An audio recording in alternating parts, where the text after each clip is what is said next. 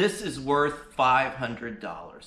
It's something that I would call a back pocket collectible because honestly, this was carried in the back pockets of people when this was a thing. It's something that isn't super rare, but I bet you most people have never even heard of this.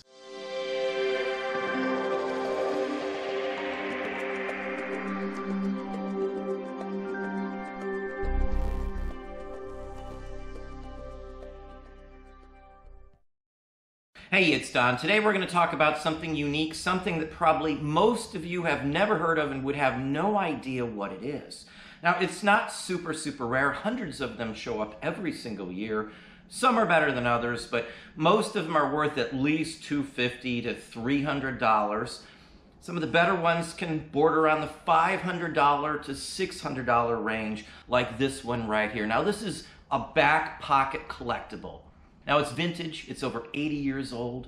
Again, it's something that they made a large amount of. Now, what is this? This is called a crusher. Now, again, most people wouldn't know what I'm referring to when I say a crusher, but this is a crusher.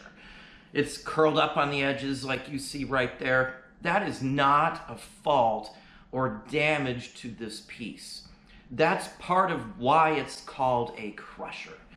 Now, the United States Air Force didn't exist during World War II. Most people aren't aware of that, so all of the uniform pieces you will find that would have been worn by a pilot were obviously the United States Army Air Corps, which is what this is. And this is basically what looks just like a typical Army officer's hat, cap. And they used the same design basically in World War I all the way up into modern day times. I've had hundreds of the standard version of this cap, hundreds of them, probably 300-400 in the 25+ years I've been doing this. Now, this is called a crusher because a pilot in the United States Army Air Corps would have crushed this up and shoved it in his back pocket. It would have fit in the back, his leather flight jacket would have been on, and the whole works, and this is how he carried it. They liked the look of the pilots that were carrying these, especially in the CBI theater, China, Burma, and India, which is where this one came from. This one came from a B-52 bomber pilot, and it was something that I was able to get identification from. I have his name, rank, where he served, is pretty much his whole history, including authentication from it. Now, this was purchased for $125 with a whole bunch of other stuff in the footlocker of the soldier that actually originally owned it. Now, in that footlocker, there was pretty much every piece of clothing this soldier had during World War II. Now, he was stationed on a Navy vessel, too, for just a little while, and one of the pieces in there I was able to sell to pay for the entire purchase and even make 20 bucks off of it, which was a sock hat from a Navy deckhand with the USN Navy, dark navy blue hat and all. That one sold for 150 bucks. I've been collecting and buying and selling these things for, as I said, 25 years. So it was pretty rare to find this one. This is the original, real, honest-to-goodness Bancroft deal. Bancroft is the name of the ones that are worth the most money. Now again, identification is also key to increasing the value on this. If you can prove where it came from, prove a provenance of what theater it happened and what theater it was used in. Say it was flown over Germany, flown in the China, Burma, India field. CBI items again, which is what this basically is, are the primo stuff. Now, some of the terms I'm talking about may be things that you've never heard of, but these are very common to military collectors and buffs like me. Now, if you look on eBay, you will clearly see some high dollar values. You will clearly see the same model, the same label, the same hat, same emblem, selling for some really high dollar value, up into the $500 range.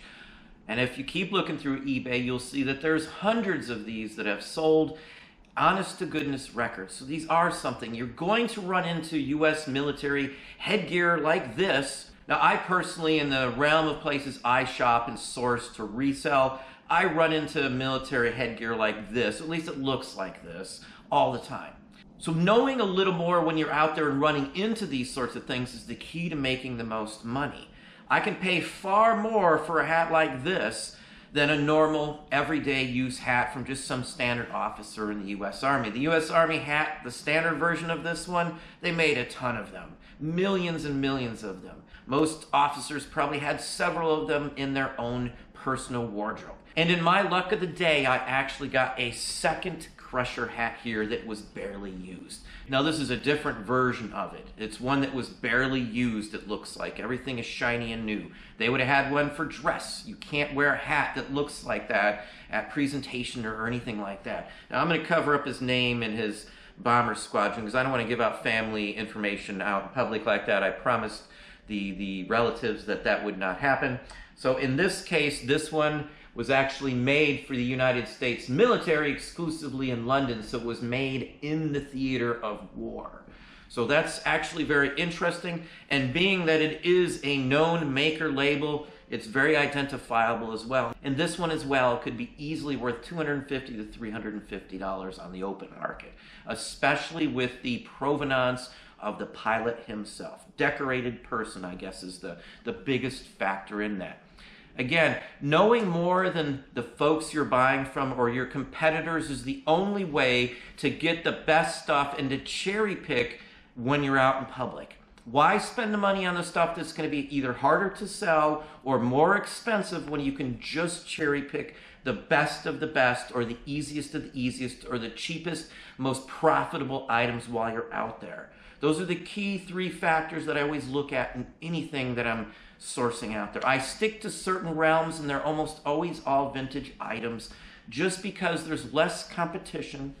I know more than most people who are getting into the topics that I deal with because I've done them for decades, and that gives me so much of a boost in most areas that I can, hopefully cherry pick all the items with records and military and all that kind of stuff. It gets easy in certain categories once you know it. They're not making new vintage hats from World War II. So once you know the limited amount of name brands and limited amount of makers, the limited styles, it gets to be much easier. The more of anything you find and look at and identify and actually just physically touch, the better you will always be. Hats, for an example, I've held, I don't know, a few thousand of them in 25 years, maybe more than that, I don't know. I've never counted, but in a given month, I could personally have looked at a couple dozen of them these days. So again, it just depends. Damage, like little moth holes and things like that, is not a huge distracting factor as long as it's still very presentable, which this hat right here is. Now, I personally love and have been messing with this stuff. I do collect things like militaria for many years, and the longer you do stuff like this, the better you get at it. Now, I know for many people, this may just not be an area that they feel comfortable in, which is perfectly understandable, but with just some basic information, some basic names and things to look for at all sorts of different items, even in the military field, records, or whatever the case may be, you can still pick out some items over other folks, and that's the key here. I've spent years researching it, and that is an investment. A lot of people see it as a waste of their time, and then they don't find the best stuff because they're not investing the time first into figuring out what the best stuff is, and then second, figuring out where to find the best stuff. I'm going to say this again, knowledge is power. I learned that way back when I was in grade school watching Schoolhouse Rock. Knowledge is honestly power, and that's one of my personal biggest assets and why I'm able to pick up stuff, because I'm gung-ho on learning as much as I can. I never stop learning. I don't give up, and you shouldn't either if you like what you do. I love what I sell. I love what I do. I love finding these historical gems. These are things that back in the day when I was younger in grade school and a child that I would see only in a museum, and now I can touch them, feel them, read the history, hear the history from relatives and things like that, and make sure it still goes to a collection where it's going to be protected, and not just get discarded because no one in the family wants it. That happens all the time, unfortunately. But anyway, that's what I have for you today. Hopefully you learned something today. That's the most important thing about my videos. I really honestly hope you learned something and you're a little better off after watching one of my videos. Well, that's what I have for you today. Hopefully you enjoyed the video. If you did, please hit the like button down below. You can also hit the bell icon to be notified if I post new content or go live. Subscribe and tell all your friends.